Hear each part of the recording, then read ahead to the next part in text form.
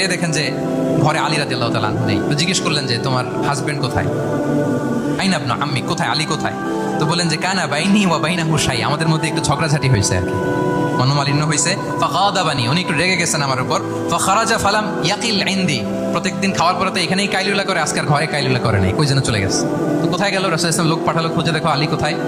আলী রাদিয়াল্লাহু তাআলা আনহু উনি মনের কষ্ট নিয়ে মসজিদে নববীর মধ্যে শুয়ে আছেন। রাসূল সাল্লাল্লাহু আলাইহি ওয়াসাল্লাম খুঁজতে খুঁজতে মসজিদে নববীর ভেতরে গেলেন, দেখলেন যে উনি যে শুয়ে আছে, ওনার গায়ের জামাটা এক পাশে পড়ে আছে আর বালুর মধ্যে ওনার শরীর পড়ে আছে। তো উনি ডাকলেন কুম ইয়া আবা তুরাব, কুম ইয়া আবা তুরাব, মানে হে বালুর বাপ, হে বালির বাবা আলী, বালির বাবা আলী ওঠো ওঠো।